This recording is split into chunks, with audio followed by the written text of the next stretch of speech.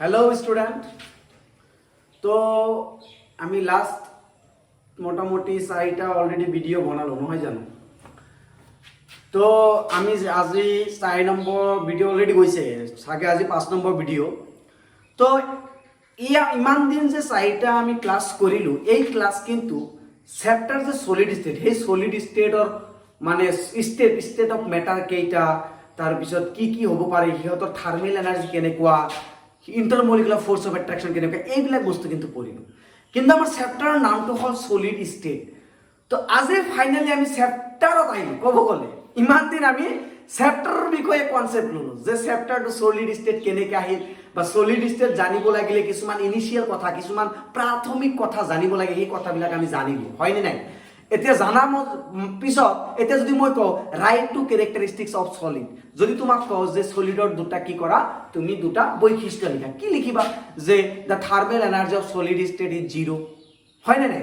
The intermolecular force of attraction is maximum in solid, হয় না নাই? তো তোমাক যদি মই সলিড স্টেটৰ যদি বৈশিষ্ট্য ক'ব দিওঁ, বৈশিষ্ট্য ক'ব দিলে তুমি কি ক'বা? যে সলিডৰ ক্ষেত্ৰত তাপীয় শক্তি মানে শূন্য হয়, আৰু কি ক'বা? যে সলিডৰ ক্ষেত্ৰত আন্তঃআণৱিক বলটো যথেষ্ট বেছি হয়, হয় নাই? এইবিলাক কোৱাৰ এতিয়া দৰকাৰ নাই, তোমালোকৰ মগজুত এইবিলাক সোমাই গৈছে, কনচেপ্টটো সোমাই গৈছে ভিতৰত। তো এইবিলাক বস্তু তুমি তোমালোকে নিজে লিখিবা, হয় নাই? তো মন কৰিবা, আমি সায়েন্স লৈছোঁ, আমি বুজাৰ ওপৰত, বুজি পাইছা না? আমি বুজাৰ ওপৰত গুৰুত্ব দিব লাগিব, মুখস্থৰ ওপৰত আমি গুৰুত্ব দিব নোৱাৰোঁ, বুজি পাইছা? কাৰণ আমি কনচেপ্টে ক্লিয়াৰ কৰিব লাগে। আমি কিন্তু মুখস্থ কৰিলে কাম নহ'ব, মুখস্থ কৰি ভাল মাৰ্ক পোৱা যায়, কিন্তু মেডিকেল ইঞ্জিনিয়াৰিং সিট পোৱাটো বহুত টাফ, বুজি পাইছে? সেইকাৰণে আমি কনসেপ্ট ক্লিয়াৰৰ ওপৰত আমি কি কৰিব লাগিব, ধ্যান দিব লাগিব, ঠিক আছে? তো আজি বেসিক্যালি আমি সলিড স্টেটৰ যিটো চেপ্টাৰৰ ওপৰত আহিম, ঠিক আছে? তো সলিড স্টেট চেপ্টাৰত প্ৰথমতে সলিড স্টেট চেপ্টাৰত চোৱা তুমি, সলিড স্টেট চেপ্টাৰ কঠিন অৱস্থা। এতিয়া মই যদি কওঁ হোৱাট ইজ সলিড, কঠিন অৱস্থা, কঠিন মানে কি, তেনেহ'লে মই ইমান দিন সেইবিলাক কিন্তু বুজালো, কি বুজালো? যে if the intermolecular force of attraction is very high between the constituent particles, then it is known to be solid, হয় না? যদি কোনো পদাৰ্থৰ কণাবিলাকৰ মাজত আন্তঃআণৱিক বল যথেষ্ট বেছি হয়, তেতিয়া তাক আমি কি বুলি কওঁ? কঠিন বুলি কওঁ। এতিয়া যদি কওঁ কঠিন অৱস্থাৰ দুটা বৈশিষ্ট্য লিখা, অলৰেডি মই মেনশ্যন কৰিছোঁ যে দুটা বৈশিষ্ট্য কি কি ক'ব পাৰা। তো আজি আমি পঢ়িম টাইপস অফ সলিড। আজি আমি পঢ়িম, নাও today's topic is types of solid. That means I will discuss about types of solid today. তো আজি আমি কি কৰিম? কঠিন পদাৰ্থৰ প্ৰকাৰৰ বিষয়ে আলোচনা কৰিম। কিহৰ বিষয়ে আলোচনা কৰিম? কঠিন পদাৰ্থৰ প্ৰকাৰ, টাইপ। এতিয়া কঠিন পদাৰ্থৰ প্ৰকাৰ কি? এতিয়া মন কৰিবা, generally the solid can be classified into two categories. কঠিন পদাৰ্থ এটা সাধাৰণতে আমি দুটা ভাগত ভগাম, আৰু সেই দুটা হ'ল, first one is crystalline solid, first one is crystalline solid, and the second one is amorphous solid, and the second one is amorphous solid. মন দিবা। That means solid can be classified into two categories. One is crystalline solid, another is amorphous solid. মন দিবা, কঠিন পদাৰ্থ এটা সাধাৰণতে আমি দুটা ভাগত ভগাও। তাৰে প্ৰথমটো হ'ল ক্ৰিষ্টেলীয় কঠিন পদাৰ্থ, ইয়াক কি বুলি ক'ম আমি? ক্ৰিষ্টেলীয় কঠিন পদাৰ্থ। আৰু এটাক আমি কি বুলি ক'ম? অনিয়তাকাৰ। তো ইয়াৰ অসমীয়া কি বুলি ক'ম? ক্রিস্টেলীয়। ইয়ার অসমীয়া কি? ক্রিস্টেলীয় কঠিন পদার্থ, ক্রিস্টেলীয় কঠিন পদার্থ। আর ইয়াক আমি কি বুলি কম? অনিয়তাকার কঠিন পদার্থ, অনিয়তাকার কঠিন পদার্থ।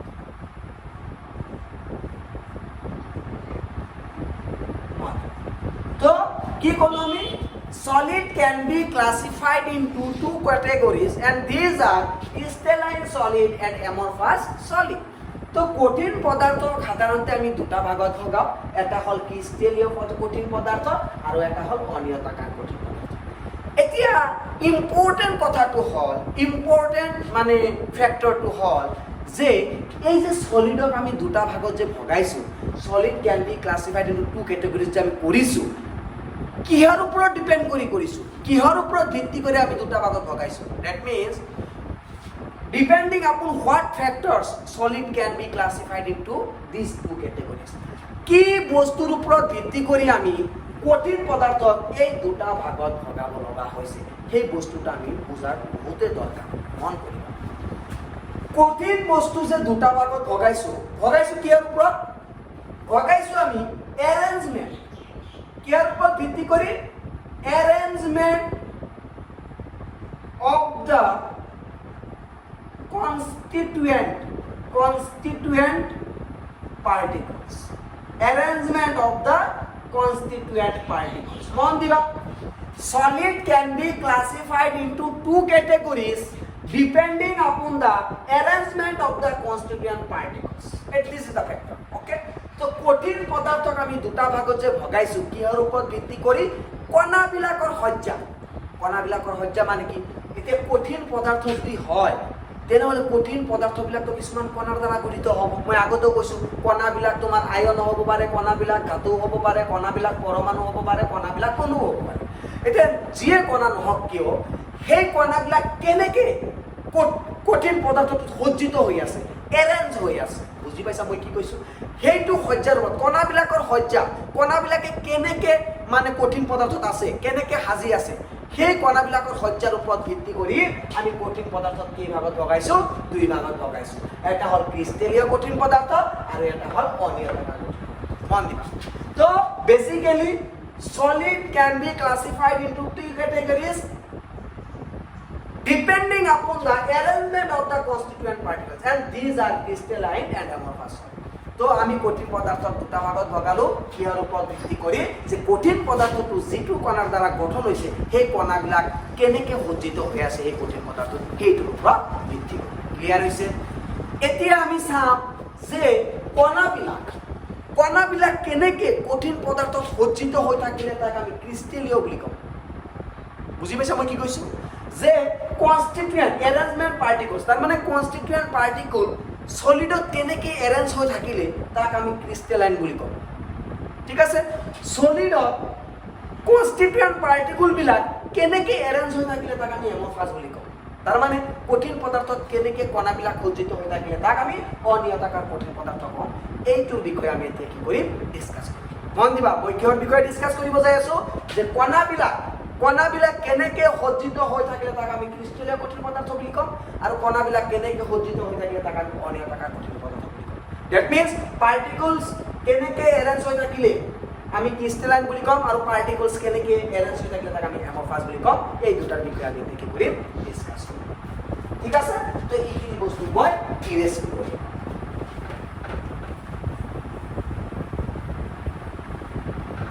তো মই এইপিনে কি লিখিলোঁ, ক্রিস্টালাইন সলিড, আর এইপিনে কি কইলো অ্যামরফাস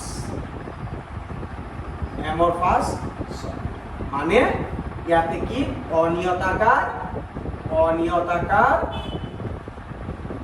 কঠিন পদার্থ, আর ইয়াতে কি ক্রিস্টেলীয়।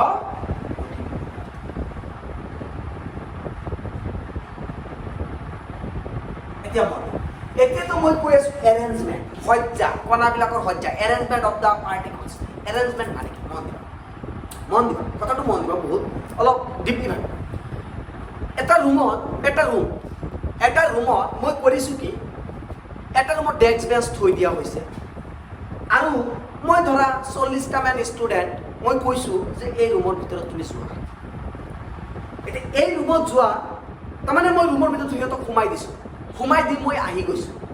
এতিয়া তোমালোকে জানাই যদি ৰুমত টিচাৰ এটা নাথাকে, ছাৰ এটাই নাথাকে, সেই 40টা ষ্টুডেণ্ট কেনেকৈ থাকিব ৰুমৰ ভিতৰত কোৱাচোন? তোমালোকে অভিজ্ঞতা বহুত বেছি তোমালোকৰ, নহয় জানো? মোতকৈ তোমালোকৰ অভিজ্ঞতা বেছি। তোমালোকক মই 40টা ষ্টুডেণ্ট ৰুমত সোমাই দিছোঁ আৰু মই তাৰে পৰা আহি গৈছোঁ, তেনেহ'লে তোমালোকে সেই ৰুমত কেনেকৈ থাকিবা? তোমালোকে নিজে অলপ ভাবি মানে মাইণ্ডে অলপ নিজে ভাবা যে সেই ৰুমৰ চিটুৱেশ্যন কেনেকুৱা হ'ব। নিশ্চয় এটাই যদি পূব পিনে থিয় হৈ আছে, এটা পশ্চিম পিনে, এটাই যদি কাৰোবাক মাৰি আছে আৰু কোনোবাই এজনে কাৰোবাক লাইট হৈ আছে, মানে তাতে কোনো ডিচিপ্লিন নাই, হয়নে নাই? তাতে কোনো ডিচিপ্লিন থাকিব নেকি? নাথাকে। এতিয়া চোৱা, কিন্তু যদি মই ছেকেণ্ড চিটুৱেশ্যন মই এটা কনচিডাৰ কৰি আছোঁ যে 40টা ষ্টুডেণ্ট মই এটা ৰুমত লৈ গৈছোঁ, মানে এটা ক্লাছৰুমত লৈ গৈছোঁ, কিন্তু মই তেতিয়া তাতে সেই ৰুমত মই প্ৰেজেণ্ট আছোঁ আৰু মই কৈছোঁ প্ৰত্যেকটা বেঞ্চত 4জনকৈ বহা। তেতিয়া দেখাত কেনেকুৱা লাগিব? মই থকা অৱস্থাত তোমালোকে সুন্দৰকৈ বহি থাকিবা, কথা নাপাতিবা, ছাৰ আছে এই ভয় লাগে, ছাৰ কি কৰিব মাৰিব আমাক, হয় নে নাই? তো এনেকুৱা ধৰণৰ এটা ভাৱনা থাকে, হয়নে? তো তোমালোকে এবাৰ নিজে ভাবা, এইটো ফেক্ট, এইটো কি এটা ফেক্ট, এইটো এটা মানে বাস্তৱ কথা। যদি স্কুল টিচাৰ নাথাকে তেনেহ'লে তোমালোকৰ পৰিস্থিতি মানে ৰুমৰ হালত, ৰুমৰ পৰিস্থিতি ইমান বেয়া থাকে ক'ব নোৱাৰি। এটা পূব পিনে, এটা পশ্চিম পিনে, এটা লাইতে আছে কাৰোবাক, এটা মাৰি আছে, এটা বকি আছে কাৰোবাক।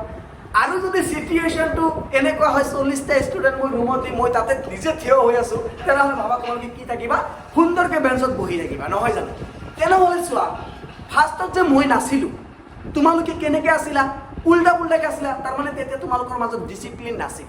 আছিল নেকি? ডিচিপ্লিন নাছিল। নিজে অলপ ভাবি চোৱা, মই যেতিয়া নাছিলোঁ, তোমালোকক যেতিয়া ৰুমৰ ভিতৰত সোমাই দিছিলোঁ, তেতিয়া ডিচিপ্লিন আছিল নেকি? ডিচিপ্লিন নিশ্চয় নাছিল। কিন্তু ছেকেণ্ড চিটুৱেশ্যনত মই তোমালোকক ৰুমৰ ভিতৰত সোমাই দি মই নিজে প্ৰেজেণ্ট আছোঁ, আৰু সেই সময়ত কি নিশ্চয় তোমালোকে ডিচিপ্লিন কৰি বহি থাকিবা, হয়নে নাই? এইটোকে কি বুলি কোৱা হয়? এৰেঞ্জমেণ্ট। তাৰমানে মই থকা অৱস্থাত মই কৈছোঁ এটা বেঞ্চত 4জনকৈ বহা, গতিকে 40টা ষ্টুডেণ্ট যিমানকেইটা বেঞ্চ নালাগক কিয় প্ৰত্যেকটা বেঞ্চত 4জনকৈ বহি আছে, চাবা এইটো এটা ডিচিপ্লিন আছে। কিন্তু প্ৰথম অৱস্থাত তোমালোকৰ ভিতৰত সোমাই দিছোঁ, সোমাই দি বাহিৰৰ পৰা এটা মানুহ কৈছোঁ চাই আহকচোন ৰুমৰ ভিতৰত চাই সি কি ক'ব?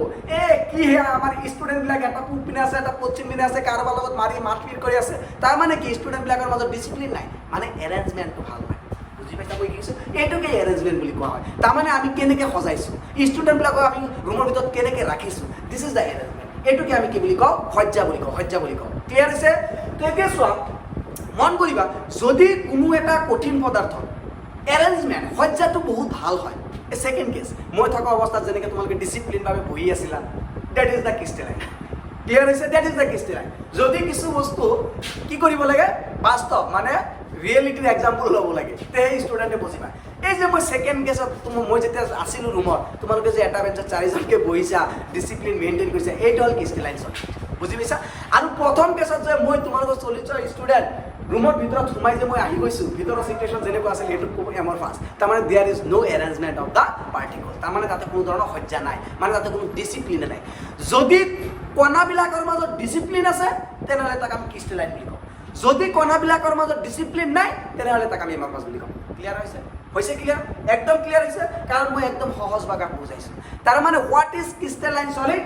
If the constituent particles are arranged in a systematic manner or a disciplined manner, then it is known to be crystalline solid. Okay?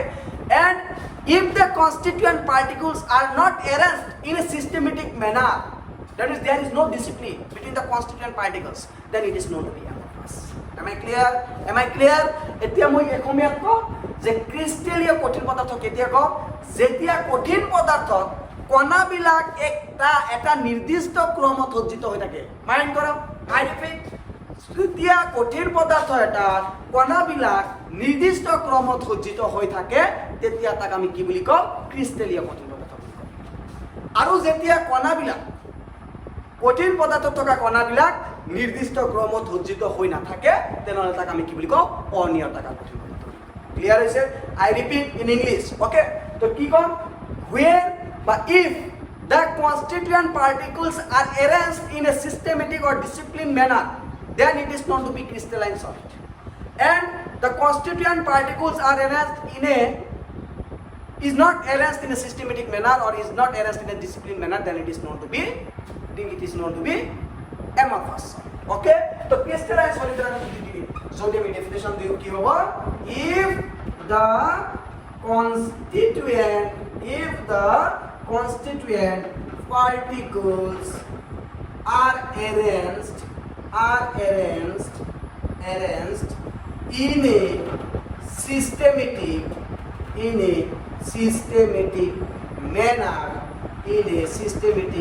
manner, then it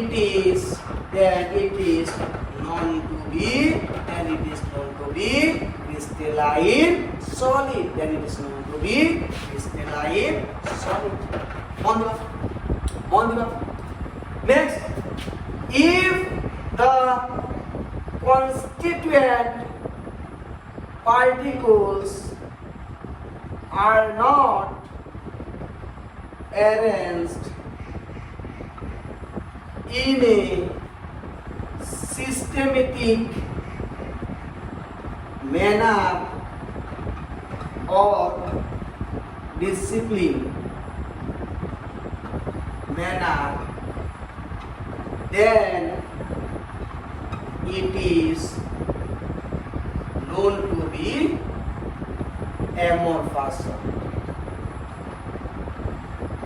মন দিবা তো মই ইংলিছত লিখি দিছো অসমীয়াত বেয়া নাপাবা মোৰ ইয়াতে জাগা নাই মই অসমীয়াত লিখি দিছো যদি কঠিন পদাৰ্থত থকা কণাবিলাক নিৰ্দিষ্ট ক্ৰমত সজ্জিত হৈ নাথাকে তেতিয়া এই কঠিন পদাৰ্থটো ক্ৰিষ্টেলীয় কঠিন পদাৰ্থ বুলি কোৱা হয় যদি কঠিন পদাৰ্থত থকা কণাবিলাক কোনো নিৰ্দিষ্ট ক্ৰমত সজ্জিত হৈ নাথাকে তেন্তে এনেকুৱা কঠিন পদাৰ্থত অনিয়তাকাৰ ক্লিয়াৰ হৈছে অনিয়তাকাৰ আৰু ক্ৰিষ্টেলীয় কঠিন পদাৰ্থৰ মাজৰ যিটো ডেফিনেশ্যন যিটো সংজ্ঞাটো আমাৰ ক্লিয়াৰ হৈছে নে হৈছে তো আমি ক্ৰিষ্টেলাইন আৰু এমৰফাছ সলিডৰ আমি কি কৰিলো ডেফিনেশ্যন কৰিলো তো নিশ্চয় তোমালোকে ডেফিনেশ্যনটো সুন্দৰকৈ বুজি পাইছা তো ক্ৰিষ্টেলাইন হ'ব লাগিলে তাতে চিষ্টেমত থাকিব লাগিব কাই পাৰ্টিকলবিলাক আৰু যদি এমৰফাছ হ'ব লাগে পাৰ্টিকলবিলাক কি হৈ নাথাকে চিষ্টেমেটিকভাৱে নাথাকে এতিয়া আমি গ্ৰামেটিকলি মানে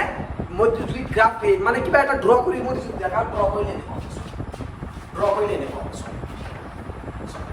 ক্ৰিষ্টেলাইন মানে positive particles are arranged in a systematic সব তাৰমানে ধৰিলো এতিয়া সলিড যদি এটা পাৰ্টিকল আৰু এটা পাৰ্টিকলৰ লগত তো লাগিয়ে থাকিব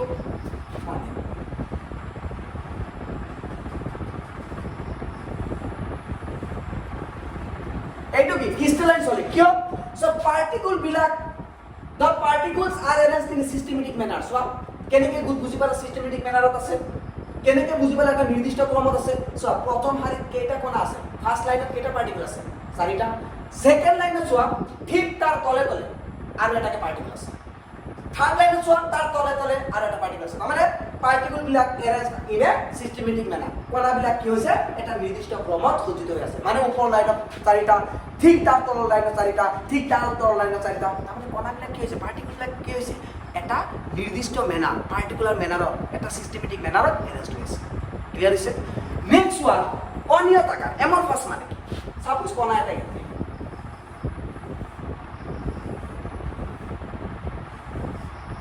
সো এটা তো আৰু এটাৰ লগত লাগি আছে কাৰণ এমৰফাছ ইহঁতে এটা সলিড হ'ব লাগিলে সিহঁতৰ মাজত এট্ৰেকশ্যন বেছি বহুত হাই হ'ব লাগিব তো বহুত হাই হলে এটা পাৰ্টিকল আৰু এটা পাৰ্টিকলৰ লগত কি হৈ থাকিব টাচত থাকিব ইয়াতো পাৰ্টিকুলাৰ টাচত আছে কিন্তু চোৱা ইয়াতে কোনো নিৰ্দিষ্ট ক্ৰম আছে নেকি ইয়াতে পাৰ্টিকুলাৰ মেনাৰ আছে নেকি কোনো চিষ্টেম আছে নেকি চোৱা যাৰ মন গৈছে তাতেই যাই লাগিছে এই প্ৰথম কেছত মই যেতিয়া নাছিলোঁ তোমালোকে উল্টা পুল্টাকে মানে ৰুমৰ ভিতৰত সোমাই আছিলা তো তেনেকুৱা চোৱা ইয়াৰ লগত ইয়াতে ক'ব পাৰিবা নেকি যে প্ৰথম লাইনত ইমানটা আছে তাৰ তলৰ লাইনত আছে ইয়াতে কোনো চিষ্টেমে নাই তুমি কোন পদ্ধতিত ক'বা যে ইয়াতে ডিসপ্লে আছে যাৰ মন গৈছে তাতেই যাই লাগিছে তেনেহ'লে ইয়াতে কোনো চিষ্টেম আছে চিষ্টেম নাই যাৰ কাৰণে এইটো মই কি বুলি কৈছোঁ এমৰফাছ বুজি পাইছা মই কি কৈছোঁ ক্লিয়াৰ হৈছে আশা কৰোঁ তোমালোকে নিশ্চয় এইখিনি মই ক্লিয়াৰ কৰি দিব পাৰিছোঁ এইখিনি মই ভাবি আছোঁ তো ইয়াতে চোৱা পাৰ্টিকলবিলাক নিৰ্দিষ্ট ক্ৰমত সজ্জিত হৈ আছে কণাবিলাক নিৰ্দিষ্ট ক্ৰমত সজ্জিত হৈ আছে যাৰ কাৰণে আমি ক্ৰিষ্টেলাইন বুলি কৈছোঁ আৰু ইয়াতে পাৰ্টিকলবিলাক নিৰ্দিষ্ট ক্ৰমত সজ্জিত হৈ থকা নিজে চোৱা ইৰেগুলাৰ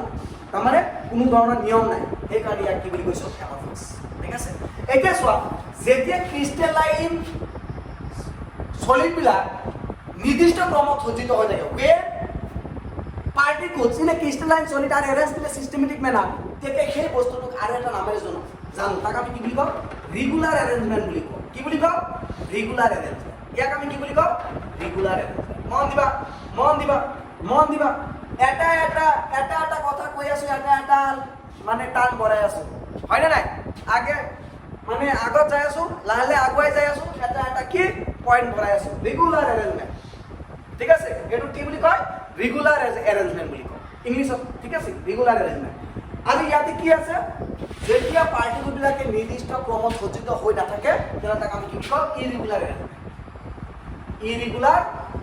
এৰেঞ্জমেণ্ট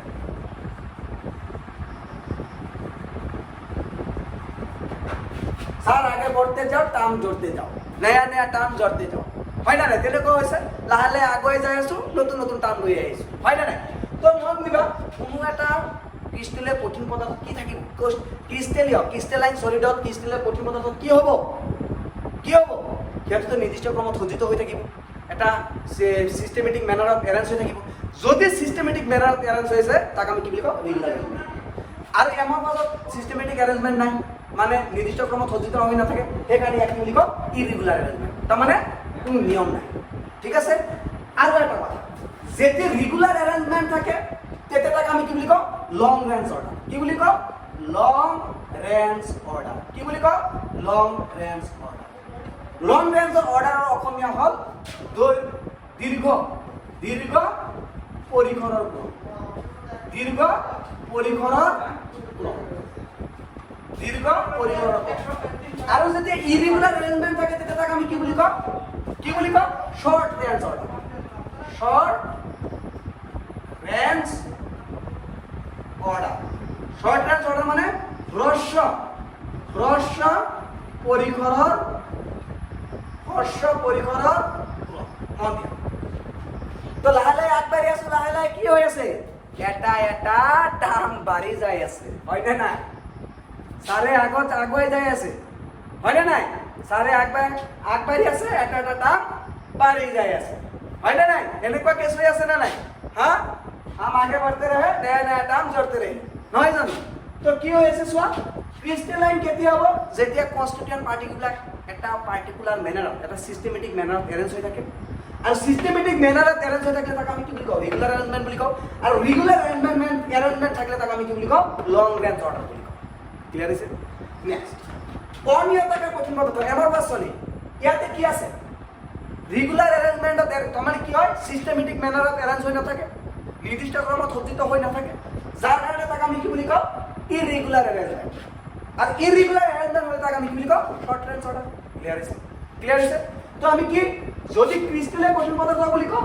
তাৰমানে তাতে দীৰ্ঘ পৰিসৰৰ ক্ৰম থাকে কিয় কাৰণে কাৰণ তাতে ৰেগুলাৰ এৰেঞ্জমেণ্ট আছে আৰু যদি অনিয়তাকাৰ কঠিন পদাৰ্থ কওঁ তাতে ইৰেগুলাৰ এৰেঞ্জমেণ্ট থাকে তাতে কি থাকে হ্ৰস্ব পৰিসৰৰ ক্ৰম থাকে বুজি পাইছা মই কি কৈছোঁ so' this all about the crystalline solid and amorphous solid তো এইখিনি আছিল আমাৰ ক্ৰিষ্টেলাইন আৰু এমৰফাছ সলিড তো বহুতখিনি বস্তু আমি ক্ৰিষ্টেলাইন আৰু এমৰফাছ সলিডৰ আমি আজি কাভাৰ কৰিলোঁ ক্লিয়াৰ হৈছে তো মই যিবিলাক টাৰ্ম নতুন ইউজ কৰিছোঁ যেনেকুৱা ৰেগুলাৰ এৰেঞ্জমেণ্ট ক'ত থাকে ক্ৰিষ্টেলাইন সলিডত শৰ্ট ৰেঞ্জ অৰ্ডাৰ ক'ত থাকে এমৰফাছ সলিডত হয় নাই যেনেকৈ কৈছোঁ মই দীৰ্ঘ পৰিসৰৰ ক্ৰম ক'ত থাকে ক্ৰিষ্টেলৰ কঠিন পদাৰ্থ হ্ৰস্ব পৰিসৰৰ ক্ৰম ক'ত থাকে অনিয়তাকাৰ কঠিন পদাৰ্থ এই যে কিছুমান নতুন টাৰ্ম যে মই ইনক্লুড কৰি যাই আছোঁ হয়নে নাই আগত যাই আছোঁ এটা টাৰ্ম ভৰাই যাই আছোঁ এইবিলাক বস্তু মনত ৰাখিবা যে ৰেগুলাৰ এৰেঞ্জমেণ্ট ক'ত থাকে ইৰেগুলাৰ এৰেঞ্জমেণ্ট ক'ত থাকে শৰ্ট ৰেঞ্জ অৰ্ডাৰ ক'ত থাকে লং ৰেঞ্জ অৰ্ডাৰ ক'ত থাকে এইবিলাক বস্তু আমি কি কৰিব লাগিব মাইণ্ডত ৰাখিব লাগিব ঠিক আছে তো আজি এইখিনিতে আমি ভিডিঅ' ষ্টপ কৰিম কাৰণ আজি আমি ক্ৰিষ্টেলাইন আৰু এমৰফাছ সলিডৰ বিষয়ে বহুত বস্তু